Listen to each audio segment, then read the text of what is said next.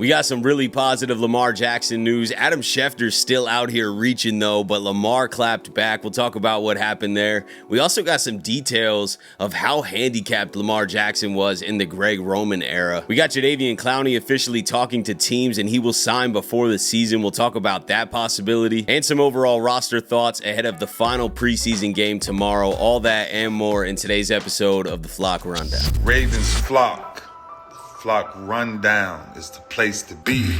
Motionless brainwaves attempt to swim their way to sense, can't tame the untamed. What's up, Ravens fans? My name is Ryan, and welcome back to another episode of the Flock Rundown. I'm sure most of you guys have heard this Lamar Jackson news. I didn't make a video yesterday. I was at a wedding and traveling, and it was crazy, but back on the grind today, and Lamar Jackson's all good. John Harbaugh spoke to the media yesterday, said that the x-rays were negative. Now, it doesn't mean he's not going to be held out. You know, we have practice again, regular full practice again next Monday. So we'll see if he's there, but I wouldn't be shocked if Lamar misses a little bit of time because he's obviously sore. He got stepped on, and they're going to be really cautious about this. But the x-rays being negative is the best news possible. Got his foot stepped on, like we said yesterday. I think Chad had mentioned that.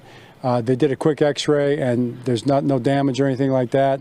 I'm sure it's a little sore today, so we just kept him in, but he's fine. He's going to be good. The funny thing is, Adam Schefter went on ESPN after John Harbaugh said this and was really reaching and reading into what John Harbaugh was saying and basically said that he thinks there's more to this. Lamar Jackson ended up firing back with a laughing emoji on Instagram in the comments. So I think that kind of deads it, man. I mean, Lamar's not going to be hiding it. We've seen a lot of fans kind of split on whether the reporters or the Ravens are lying.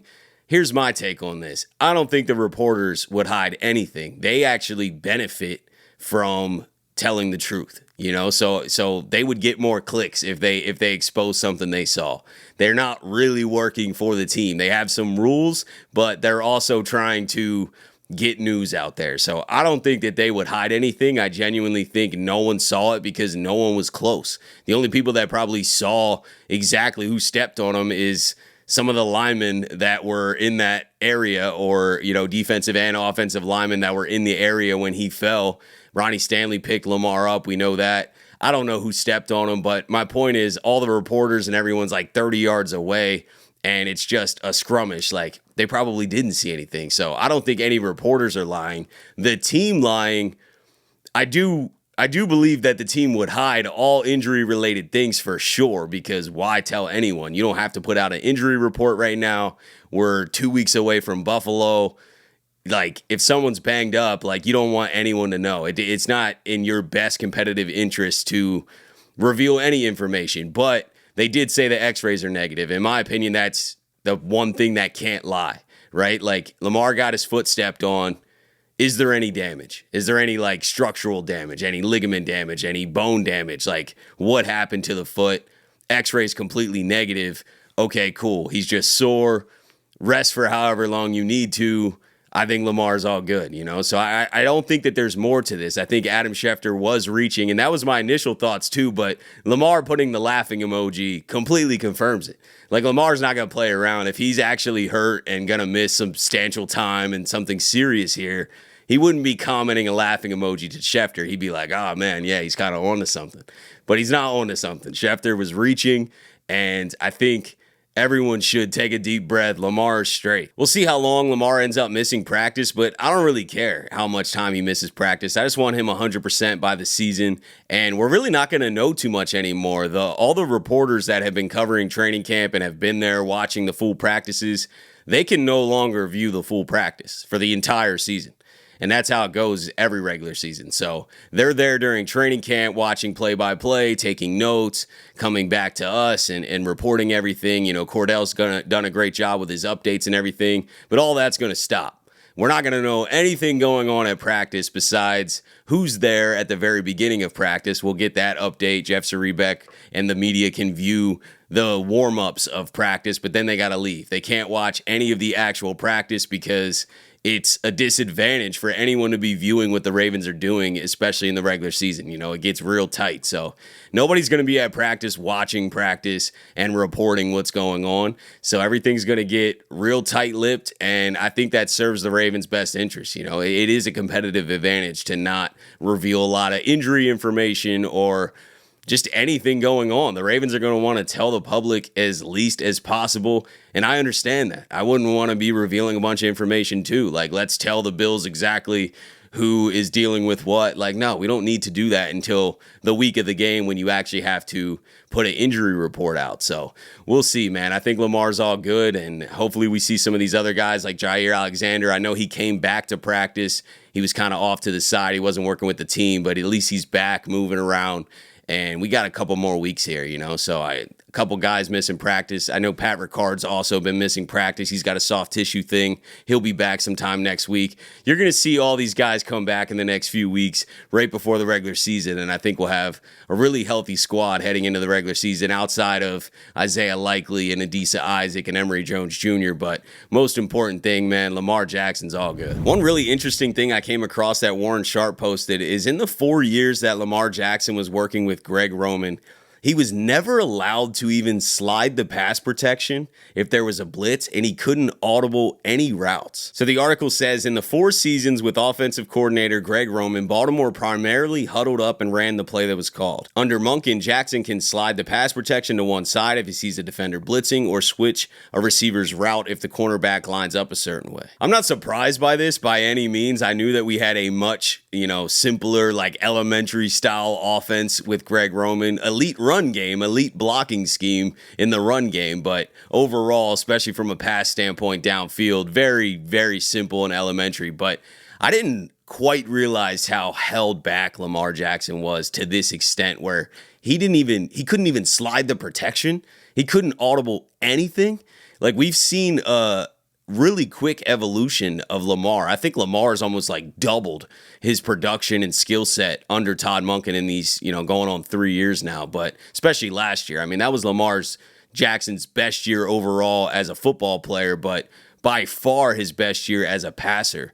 And look how much more freedom he has. We knew that when Todd Monken came in, he was like, the keys to the offense is in Lamar Jackson's hands. I didn't realize that Lamar couldn't do anything at all while he was with Greg Roman. So if someone's blitzing and he sees it, he can't even slide the protection.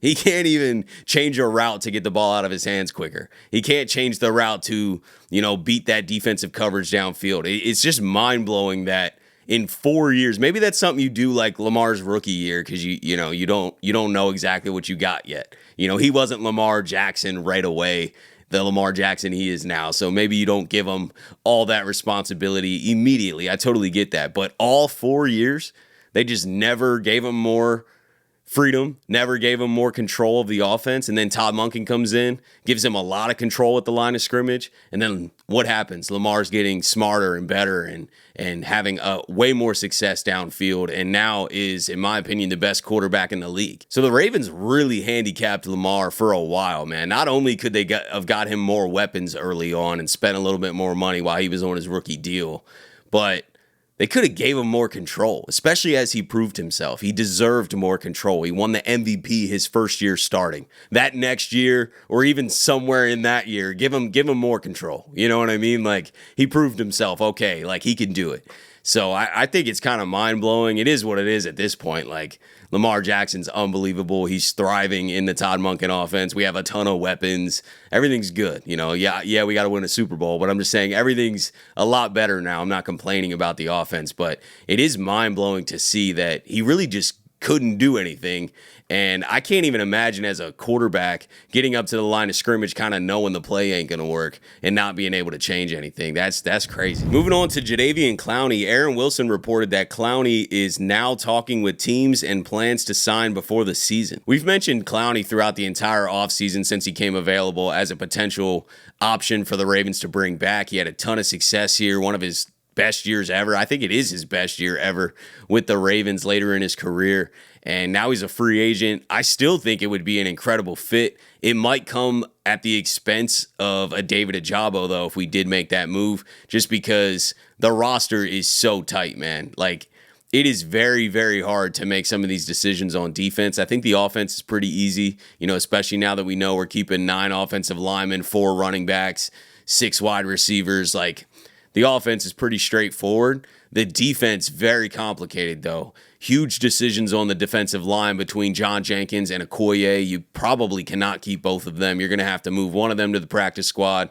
If you move Okoye to the practice squad, I think he gets plucked. He's just got too much potential. I think John Jenkins may be the safer play in the moment, but Okoye's future and years of future is a lot more promising. So that's a big decision. Jay Higgins, I do think, is going to make the roster the more I'm seeing him play and hearing the coaches talk about him, and he deserves it. So I think Jay Higgins is going to make it, and then they're probably also going to keep Jake Hummel. So that's 5 linebackers, and then Adisa Isaac goes on IR, which makes it seem like David Ojabo would naturally be there because you can have 5 outside linebackers with that. But if we signed a Jadeveon Clowney, I think you'd replace one of them because we're going to keep a lot of defensive backs too. Ruben Lowry's probably a lock at safety. Do you keep Bo Braid as well as Ruben Lowry? You can't keep all of those guys. If they keep Jay Higgins, they're probably moving Bo Braid to the practice squad. I'm just saying, if you sign anyone else, the numbers get even harder. So I think if we signed a Jadeveon Clowney, it would be a shot to David Ojabo, and the team would essentially be saying, hey man, we're moving on. Because I do think David Ojabo would get pulled off the practice squad, and I don't think the Ravens would care a ton because he's in his final year, and they have Adisa Isaac too. I know he's battling an injury, but they have a couple more years of Adisa Isaac control. They don't have control of David Ojabo, and he really hasn't consistently been out there and proven himself. Now he's finally got a healthy offseason. If he makes a team, I'm interested to see what he can do, but I also would not be against a Jadeveon Clowney addition at all. So honestly, I'm all for bringing back Jadeveon Clowney. I don't think it would cost much, and I think his production would be so solid. I think he'd be the perfect vet presence and would be in a nice rotation with the other guys. Great knowledge for a guy like Mike Green. He can pass a lot of game on to him. Having a Clowney and Van Noy out there, just 2 smart veteran players, I think that's an asset. I think that's probably better than having David Ojabo out there. So I'm all on board for bringing in Jadeveon Clowney. There's another pass rusher who might be available, and that is Micah Parsons. I've seen some Ravens fans wanting him, and I get it. I totally get it. If we had a chance to actually get Micah Parsons, you best believe I'd be interested in doing that, even if it's at the expense of someone else like Owe or somebody. Like, go get Parsons. But I just think they're in very thick, ugly contract negotiations. And in this scenario with the Cowboys is, I guess Jerry Jones is saying that Micah Parsons and him kind of had some kind of agreement early on, or structure that they had the deal set on. And then now the agent is wanting something more. And Micah Parsons obviously working with his agent. His agent's pushing for max, and Jerry Jones won't even speak to the agent. And they're just not talking now. And Jerry operates very differently than most owners and GMs. Most owners aren't also GMs too, by the way. So that's interesting in itself. But Jerry I think he likes the game, man. If you've been watching the Cowboys documentary, I've been learning a lot about Jerry Jones just from that Netflix Cowboys documentary. Highly recommend watching that, by the way. But he likes the game. This guy is like, I think he likes the entertainment of it. And it may be to a detriment to the Cowboys. I'm not saying that is a good thing for their success to win a Super Bowl and build a quality team. But I think he kind of likes this, and he's going to, in his mind, get the win. And I don't know what that ends up leading to. Micah Parsons right now is basically saying goodbye, scrub the Cowboys off all his socials. He's posting TikToks, saying goodbye basically. But we've seen this over the past few years with so many players. I mean, Lamar Jackson publicly demanded a trade when he was going through the contract negotiations. And most of the time, it ends up working out and they end up signing with that team. Myles Garrett just did it this offseason. He posted a whole letter about how he's going to go to a team to win a championship. His dream's always been to win a championship. And then what happens? Cleveland ups their offer and he ends up being the highest paid pass rusher ever, and he re-signs for a mega deal. So is that going to end up happening with the Cowboys? Probably, in my opinion. But Yeah, I'd be totally down for Micah Parsons. I just think it's a pipe dream. I've always thought that. I've talked about Micah Parsons many times as a potential Raven over the last few years. And hell yeah, I'd be all for it. Who would not be all for bringing Micah Parsons on board? I don't care what it costs. I just don't think that's even a remote possibility, but I'd love to be proven wrong. That's it for today. I just wanted to come on here, go over some updates, talk about that Lamar Jackson situation. If there's anything else that comes up, I'll be right back on here. We got the final preseason game tomorrow. It's an earlier game. I'll have a video up right after, probably talking about the roster a little bit more and how that game affects the final roster decisions more than I would be, recapping the game, just because I know a lot of key guys are not going to play in that game. So we'll go over the game tomorrow after the game, but probably going to shift quickly to how does those player performances affect this final roster, because the roster needs to be cut down on Tuesday. At 4 p.m. Eastern, the roster needs to be cut down to 53, and then on Wednesday at noon, the waiver ends, so anybody that was cut or any claims that were placed will be awarded. And then on Wednesday at 1 p.m., teams can sign players to the practice squad. So next week's going to be pretty crazy from a roster perspective. We're going to have a lot of cuts